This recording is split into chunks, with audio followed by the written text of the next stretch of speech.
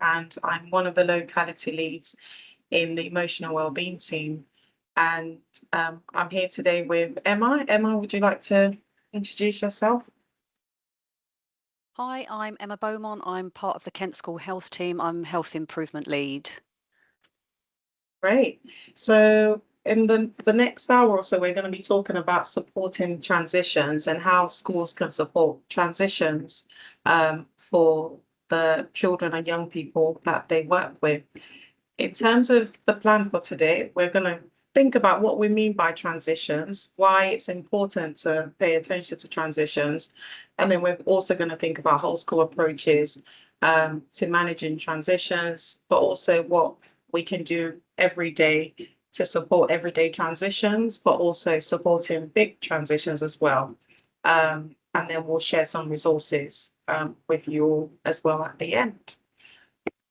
So when we talk about transitions, what do we mean by transitions? So as we said, transitions happen every day during school, and that could be going from playtime to learning, or going from one subject to another, or going from one classroom to another. But also we think about the big transitions that occur each school year, and that's typically when we focus on thinking about starting primary school or moving to secondary school or leaving school. But also children face other times of change as well. And it's just important for us to kind of keep in mind the nurture principles, that it's not just about those big transitions that we hold in mind, but it's the everyday transitions that happen on a school day. So why are transitions so important? So it's something which happens frequently, and that can cause anxiety, and also can be challenging for all children and young people. So there are some children that are likely, especially to find transitions a bit more difficult. So that might be if a child is neurodivergent or they're looked after and have lots of social care needs and support. But also there might be children that have experienced lots of moves in their life already. So we hold those young people in mind in particular that might find transitions really difficult. So many schools in Kent already have, they've completed the Nurturing Schools program. And these 6 principles are just a helpful focus as well in supporting old school approaches. And like we mentioned earlier, the 6th principle of kind of Nurture UK talks about the importance of transitions in children's lives. And it's the whole idea that children and young people experience many transitions throughout their lives, but also on a daily basis as well. So that could be transition from home to school, like we said, between classes, also between teachers as well, and from break time to lessons, or just moving from primary school to secondary school. Also kind of holding in mind that changes in routine are invariably difficult for vulnerable children and young people, and that school staff need to help the child to transition kind of with careful preparation and support as well. But also that students should be included in the planning of support, as well as parents as well and carers where possible. And information should be shared at key transition points. Staff also need to understand the emotions that may be triggered by both small and large changes, and children should also be pre-warned or reminded about changes in routine. And that could be through use of visual timetables to emphasize this, but also kind of considering periods of transition for the child. Um, is there kind of behavior that they show at the end of the day, which might show that they're finding transition really difficult? Um, Also, do staff feel frustrated by students who cause disruptions as they move around the school? And also, children and young people may feel calmer if time can be made to discuss how they feel when things change in an open and honest way to help them to kind of better cope with the changes. So also when we think about transitions, we think about attachment as well. So thinking about our caregivers provide a secure base for children to explore and understand the world. So if a child does not feel safe, or they've not had that consistent caregiving at home, this can make navigating and managing transitions more difficult.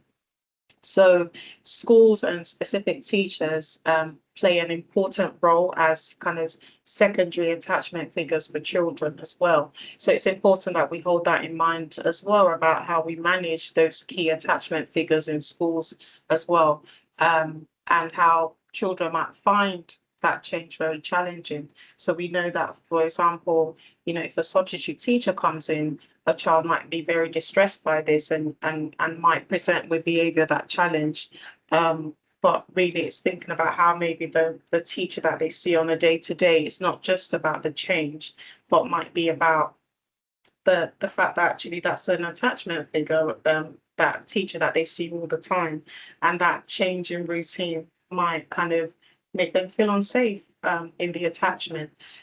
So really it's really important to think about the school as well as a secure base for children, and that lack of consistency can be anxiety provoking as well, especially for neurodivergent children or looked after children or children, like we said, that have had lots of moves in their lives.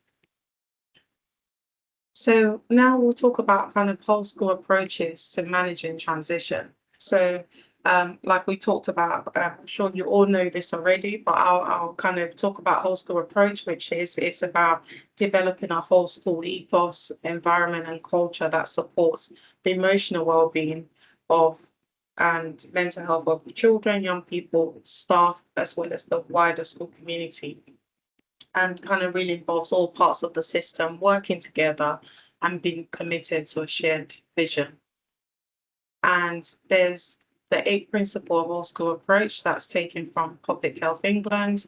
And it kind of thinks about what whole school approach, it's not about activities, but it's about outcomes. So what we want to see, it thinks about the type of our leadership is like at the center of achieving and promoting emotional health and well-being at school. But also it thinks about the ethos and the environment within the school that promotes well-being, how the curriculum also thinks it puts, well-being, holds it in mind, also how we capture student voices, how we think about staff development, but also how we identify needs and monitor interventions as well is also a really important part of whole school approach, and how we work with parents and carers around young people's needs as well as targeted support to promote emotional health and well-being. So transitions during the day where something different happens to usual, is we can kind of use the SPELL framework as part of a way of kind of supporting transitions, but also thinking about safety and predictability. For all of us, we all need predictability. It helps us to feel safe, it helps us to feel in control, but also the importance of structure and routine as well in fostering that. So from the SPELL framework, structure makes the world a more predictable, accessible and safer place. So that could be practical things like having a visual timetable in the classroom, the symbols, or a now and then routine and checklist for young people in the classroom, but also trying to bring positivity into the classroom as well, in order to explore the potential of children. So particularly when we think about children with that neurodivergent, and exploring their potential. So thinking about what their strengths are and bringing positive, thinking about their needs in a strengths-based way, and thinking about where their potential is, and helping them to identify what their strengths are, but then building up on areas of development through positivity. Also, it's about understanding differences and empathizing as well. So when we work in therapy, for example, with young people, we work on empathizing and really trying to get into their frame of reference and thinking about what it's like for them to kind of how they kind of view the world and experience the world. But also there's this considering the double empathy problem as well that we might see in neurodivergent young people. And as much as possible, making efforts to understand and respect the experiences of autistic people. It helps to develop communication and also reduces anxiety for neurodivergent students and everybody in general. So as part of that as well, we think about low arousal environments. So trying to limit sensory stimulation as much as possible and thinking about how the senses might impact a child's learning. So for example, are they sensitive to particular sights or sounds or smells? Some people need more stimulation while some need less. You know, are there spaces in the school for that child to go to in order to have that stimulation if that's what they need, or to have less stimulation as well. And also, finally, the last acronym in SPELL talks about links, so using the links around the child. So we think about you all as significant people that know a lot about the child, so speaking to teachers and family members and other kind of support workers around the child so that we can consider how we can kind of best support the child as well. But also beyond links, we think about links with for the child as well. You know, are there people with similar interests as them, or that they can kind of connect with in a meaningful way? When we think about kind of supporting transitions and building a sense of predictability and safety for students. So like we talked about, these are kind of some of the tools within schools that can really support transition. So support those who need it, but those who find it reassuring as well. So kind of anybody would benefit from that kind of consistent offer. And normally we would recommend kind of you know, keeping it up to year 6 if it's needed. It's there and it's not causing harm to anyone else. So you know, kind of now and next board, visual timetables, there's universal tools, emotion check-ins, as well as managing the unexpected, and difference as well to the usual. So yeah, kind of some of the check-ins, as you can see a bit in the image there, it's like a lolly stick where you can put in pots with different emotions on for all transitions. So students can kind of do this throughout the day. So they can check in the morning when they come in, they can check in after break, and then after lunch and at the end of the day. And the lolly sticks have a number which kind of corresponds to each child. And then the TA can then follow up with the child if they put their stick in sad or angry, for example. And where something different happens to the usual, it's also really important to think about how it's managed and how we manage those small changes as well. Also, this is a feelings wheel, so that we can also use a feelings kind of thermometer, or there's also the Incredible 5 scale and zones of regulation. So whatever you usually use in school to check in with students in terms of their emotional states, it's fine. And it's there to kind of help them to recognize and name their emotion. And it's this idea of naming it to tame it. If we have insight into what we're feeling, it helps us to create some distance from it, but also it helps us to also gain a sense of control when we can kind of name what we're feeling. So this is another really helpful tool to kind of have in the classroom to support transitions, because then it also allows teachers to pick up on when a child might be struggling. So now we're going to talk about supporting big transitions as well. So in terms of what works well with big transitions, it's creating space for young people to talk to others, and taking time to for them to also get used to the change as well. And also for them to keep connected to other things that haven't changed, creates a sense of kind of stability and control to hold on to things that haven't changed. And also support of friends and family is also really important. Also focusing on kind of children and young people's strengths, and making sure that they're still doing things that they enjoy as part of that transition. So these are things that we can kind of think about with, let's say, children or young people that might struggle with the transition. Is, have we created space for them to talk about what's going on for them? Are we kind of also allowing them the time to get used to the change, but also reassuring them as well, that it will take time, but that they will get used to it. And then also, most importantly, thinking about actually what hasn't changed. What can they still, is it friends from their old school that live in their area that they will still get to see maybe on the weekends? And also thinking about who's in their circle of support to continue to help them with that, as well as really, kind of developing their sense of worth by focusing on what they are doing well, what their strengths are, but also making sure that they're still engaging in enjoyable activities as well. Emma, did you want to talk to this one? This wasn't one of my slides, but I can do if you want No, to. it's because it says Emma, but I can talk about it. So there's this kind of fear and anxiety doesn't always capture the full picture of excited anticipation, which is also the experience of many children.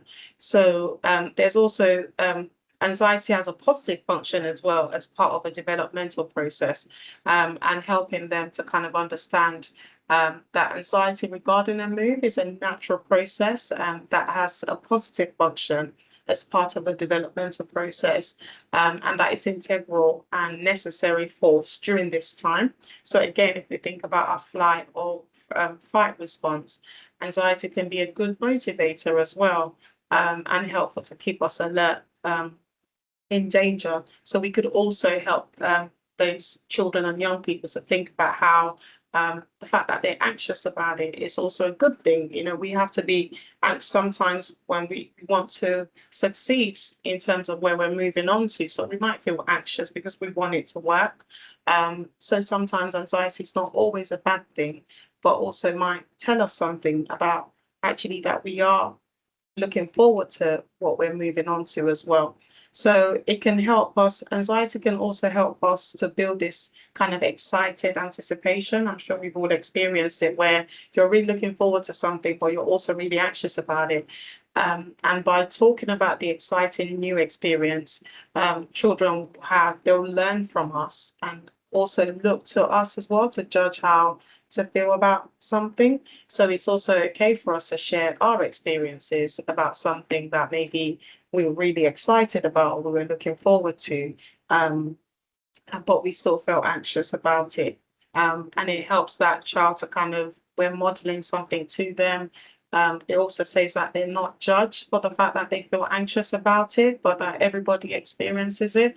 So it's also a chance to kind of speak to school positively about the change as well, and talk about the change positively in front of the child too. And when young people and children do then present with worry to us, it's just about kind of finding a good time to listen to them and observe what they're experiencing. So find a good time to speak with the child about any of their worries that they might have about school, about the transition, kind of checking in about how they're feeling, listen to their feelings, notice, validate, and wonder aloud. So, for example, you might say to a child, I can see that you're feeling very upset about going to play on the playground today. That must be really difficult for you. I'm wondering why that might be. So kind of that curiosity with the child as to what's going on for them, and also offering supportive care. So what could I do that would be helpful right now? Because again, we're not coming in do what we think the child needs or what we think is best, but actually creating space for the child to tell us what they need. And then showing genuine interest of actually what is going on for them. Why are they feeling anxious, or why are they struggling with the transition? So that kind of genuine interest about what they're experiencing is really important to kind of get to the root of what's going on for them. Also, these are some of the common worries that are experienced by both parents and children regarding, for example, transition into secondary school. Parents might worry about their child being bullied, or their child remembering equipment and books, or their child remembering their homework, or also commonly their child making new friends. And if you look at the children's side, they're all very similar. So a child might worry about being bullied just as parents would, or the child might worry about discipline and detentions, or losing old friends. So they're very kind of normal and similar worries that adults as well as children have about that transition to secondary school. So this is kind of a survey about children's feelings about starting secondary school. So as we can see here, the majority of children kind of say that they look forward to it, and then there's children that present with mixed feelings around it. And really just a small proportion might say they're not looking forward to it. So although lots of children are worried about the transition, the majority of children actually do look forward to going to secondary school. And it's only a minority that actually say they're not looking forward to it.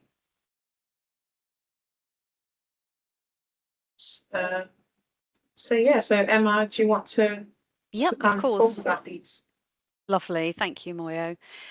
So for those of you that don't already know, in Kent, we offer all state-maintained schools the Lancaster model.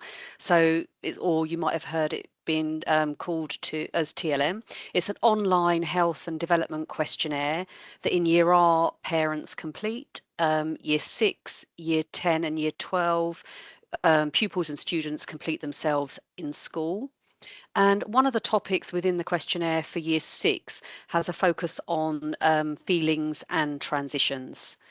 So following completion of TLM, we, as in school health, are in a unique position to support on a whole school level to address some of these generic concerns so that young people feel more reassured and confident in their ability to problem solve and manage situations that they may feel uncertain about before these changes happen. So where transition and worries are high, as reported through TLM, we can offer a bespoke school-based workshop for students, responding directly to their concerns that they've identified within their health questionnaire. So data over the last 3 years on all districts within Kent has showed us that on average 60% of our young people say that they have some sort of worries or concerns about transition into secondary school. Obviously that differs throughout the year because schools already do a lot of amazing things, in terms of transition. So it's depending on when that questionnaire is completed as to how our young people feel. Next slide, please. So when we took a little deeper dive into the question and we broke it down into genders, we found that females are more likely to have worries and concerns about moving up to secondary school. So out of all the girls that completed this question, 72% of them said they had worries and concerns about moving up to secondary school. 51% of all boys express concerns, and 75% non-binary. And just to put that number of non-binary into perspective, that equates to around 77 pupils within Year 6. Next slide, please. So just looking at what we do within the bespoke workshop lesson. We look at similarities and differences and adapting to change. And we also respond directly to the pupils' concerns from their TLM questionnaire. So this not only shows them that they're not alone in how they are feeling, but it allows us to go through each question as a whole class, just to look at exploring and identifying solutions and strategies that would work for them.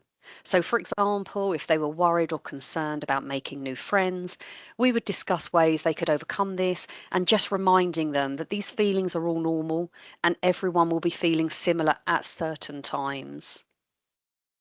Next slide, please. So, the workshop will look at the things that they have control over and that helps them think about ways that will help lessen their anxiety. I mean, we know secondary schools are larger than primary schools in every way, and that includes the area they cover. So if they're worried about moving around in their new school because they are bigger, we would have a class discussion and come up with some solutions, such as a school map with their classrooms marked out, who they could go to ask for help and support, and being with friends so they can work it out together. TLM allows pupil voice and highlights directly how they are feeling, so our pupils feel heard. And just some feedback that we've had from our evaluations following some of the workshops.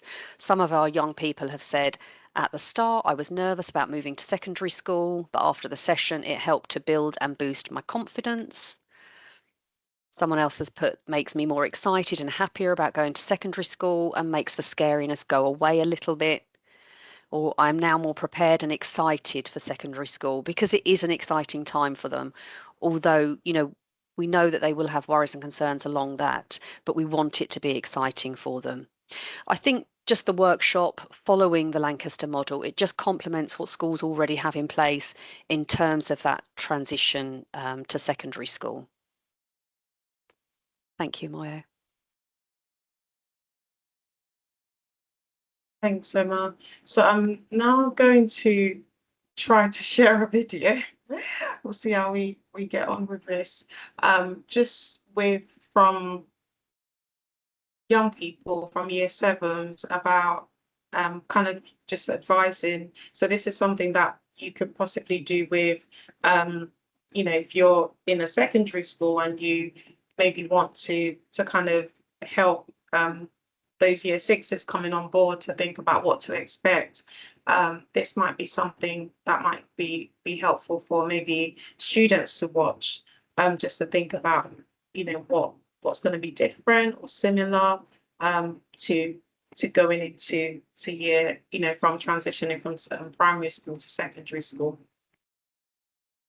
Let's hope this works. Okay. Just going to stop sharing.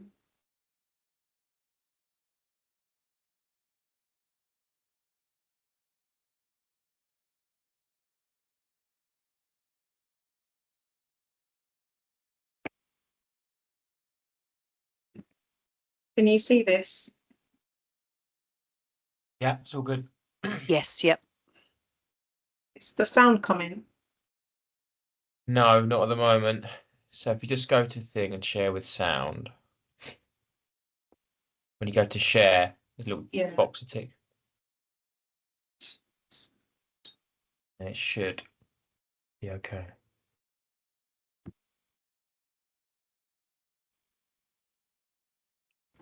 Not strict, it's just trying to help you. And All good. All good.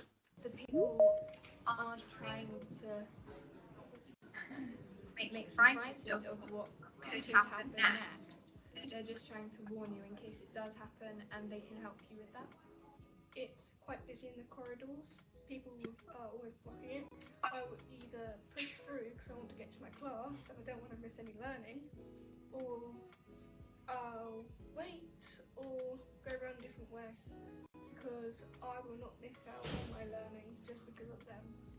You're always going to meet someone who doesn't like how you are, because sometimes because they don't know who they are, sometimes because they just don't like the way that you're dressed, your hair is, your favourite hobbies, colour, animal. It's not always going to be easy, and sometimes it can be challenging, but best part is you've got the teachers.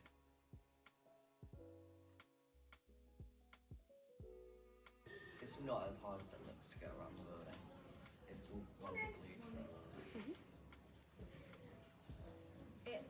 It's not as scary as it seems, and people are actually really nice when you get to know them. Definitely find some friends to keep yourself with someone else, and find a teacher you can trust really well to ask them questions, and probably start to learn your way around in a timetable. I would say if the school has a librarian, go straight to the librarian, because our librarian's really nice, and no matter what, she'll always help us if we get lost or anything.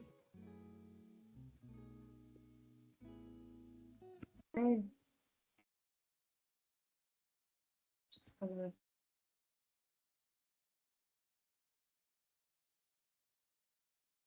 go back to the original presentation. But yeah, so that's just some of the things that some year sevens had to say about how, you know, kind of giving advice about what it's like to be in secondary school. But yeah, apologies, the volume is quite low, it's hard to hear. So I'll put the link at the end to the video after.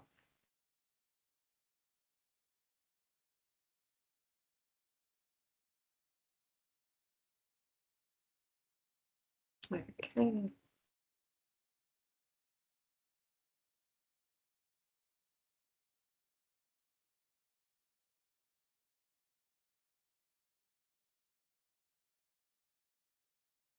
So yeah, so just also going to share some more resources to think about how to support young people with transitions. So we also think about we talked about how it's really important to identify their strengths and their goals. And this is if you wanted to do something a bit more practical with those young people that might be struggling. These are resources from the Anna Freud Center. So you can kind of do an activity with the young person to kind of identify what their strengths are, as well as what they can identify 3 goals that they would like to work on to achieve when they get to year 7. So this is something that you can kind of do with them. Like we said, kind of identifying their strengths helps them to build a sense of self-efficacy that actually they can do this and that it will be okay. But also it gives them, having a goal as well, just kind of gives them a sense of achievements, that actually I can do this and I have done it, and they can also track their progress as well, which is really good. There's a lot more resources which we'll share with the links in terms of them thinking about finding the right support. So this is kind of, again, a really helpful way of problem solving with young people to actually note down, why am I worried? So like we talked about, some of those worries might be around bullying, for example. And then they can think about who could help them to find a solution to their worry, as well as, and then choosing a solution from the different things that they've spoken about. So for example, in this example, I'm worried I will forget to do my homework and get into trouble. So then they could think about my form tutor, or the subject teacher could be somebody that I could go to support me around that. And the solution here is that I will have my planner to write down all of my homework. And when I get home each day, I can check my planner and complete my homework and tick it off. So really kind of, as well as kind of providing that emotional support and space, this also provides that practical support as well to kind of think about how they might deal with some of the worries that they're having. This is again very similar. So we think about these for like practical worries. So when we think about hypothetical worries, if a child is kind of spiraling a bit to think, oh, what if I don't get on the right bus, or what if this happens, and what if that happens? sometimes it's helpful to help them to think of actually practical worries that we can do something about, that we do have control about. For example, if they have an hypothetical worry like, oh, what if somebody doesn't like me? That they might not have much control around that, but we can at least help them to kind of problem solve around the ones that they do have control over, that they can do something about. And then they kind of suggest solutions to solve that problem, and then think about the advantages as well as disadvantages of different solutions. So this is a bit similar to the previous one, but there's a few solutions that are generated here, as well as to think about the advantages and disadvantages of what you might of the solution, so that you can make an informed decision about what you want to do at the end of the day. So again, in terms of things to consider, it's just understanding that it might be difficult, and recognizing when they do manage them well as well. So it's not kind of over preparing and reassuring them. Sometimes we do have to sit with a bit of anxiety, and also sometimes over preparing and overly reassuring and overly talking about it as well can also teach the child that there is something to worry about when there might not be. And like we said, it's just kind of normalizing that anxiety, that actually it is a normal response to be anxious about transitioning to secondary school, but also that it's something that you care about. Like we said, that anticipatory kind of excitement might also tell us something about the fact that we're anxious about it, and we have to tolerate some anxiety. But also, most importantly, children and parents already have the skills to navigate transitions, and they probably have kind of managed a lot of transitions in some form already. So it's about kind of instilling that confidence in what they've already done previously, and so therefore they can do it again. And also celebrating and recognizing what their successes are, but also talking about the next step, so that they can kind of, it's about how we talk about the next step. Children look to us for guidance, so it's about also what we model to them as well. But also, most importantly, thinking about what the individual needs of that child might be as well. So yeah. So we might talk about in sentences like, in secondary school, you'll be expected to not lose things.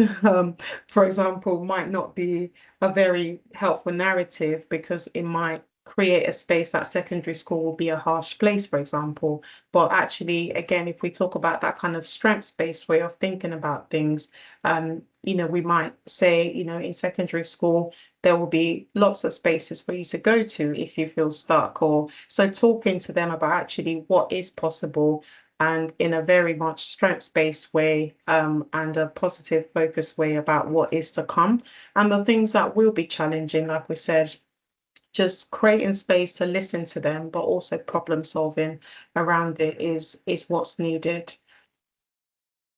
And then in terms of what the Emotional Wellbeing Team also support for transition, so we also offer workshops as well for children and parents, to kind of, and we have a workbook that kind of supports a consistent message for parents as well as children as well, around starting primary school as well as starting secondary school and adapting to change. And then also we offer one-to-one support. So if there's lots of anxiety, that the child might need support around to implement some of those skills like problem solving that we've talked about, we can also offer that to the child as well, to support them further with any anxiety related to transitions.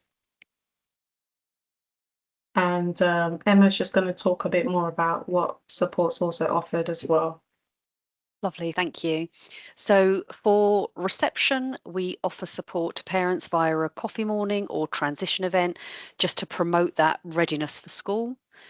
In year 6, the transition workshop, where the need has been identified via our TLM, the Lancaster Model Delivery, and that engagement with school. We also provide one-to-one support for a young person where there may be concerns for emotional health or safety linked to transition that can be accessed via our online referral into service. and of course our Kent Family website, where there is lots of information on starting school and moving to secondary school. You can find lots of information. And I just wanted to add, we've also have an education resource hub for schools and professionals to access, where you find lots of useful resources, including lesson plans, live online training sessions, pre-recorded sessions, and you can subscribe to our quarterly newsletter. But just to let you know, we're always happy for schools to make contact if they need advice or support or would like more information around the Lancaster model. So please do let me know. Be more than happy to get in touch with you. Lovely, thank you. Yeah, and these are just additional resources. Like I said, there's on the Anna Freud Centre on their website, there's also lots of resources for schools as well in terms of supporting with transition. So definitely check those out as well. We're going to include links to those resources. And these are just, again, advice for parents and carers as well in terms of talking about mental health with children in primary school, as well as in secondary school as well.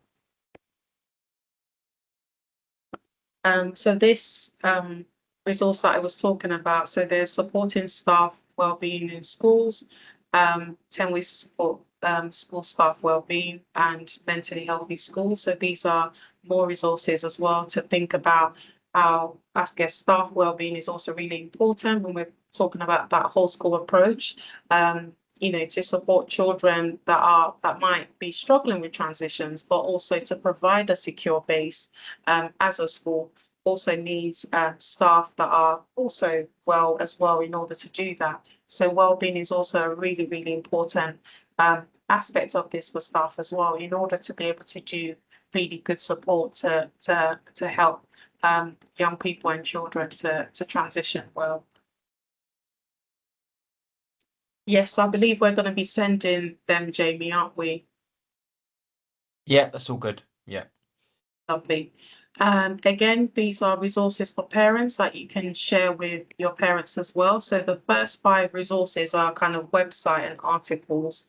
And then there's the BBC Bite Size, which has got games to play with their child, and lots of articles with advice on different aspects of starting school, as well as videos as well. There's also kind of BBC blogs around starting school. There's also the last one is the Starting School book by Sarah Smith. So it's got lots more detail about supporting your child with starting schools, and you can kind of signpost parents to this also. And then again, more parent resources for starting secondary school. So again, this is all on the Anna Freud website.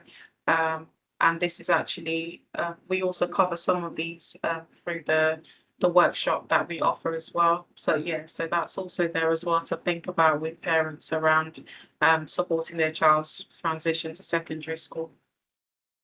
And then finally, for Medway as well, there's kind of core mental health services that are also available to support young people. So we've got kind of the different digital and online offers, as well as kind of SEND support and support around EPSA as well, and emotional wellbeing. So all of these resources will be included in the slides that will be sent through to you, so that you can access them at your convenience. And we've come to the end, that's kind of the whistle-stop tour of around how to support transitions from schools. And I'm sure a lot of these things you're probably already doing, but hopefully there's also 1 or 2 that you've also been able to get from our workshop today. So we really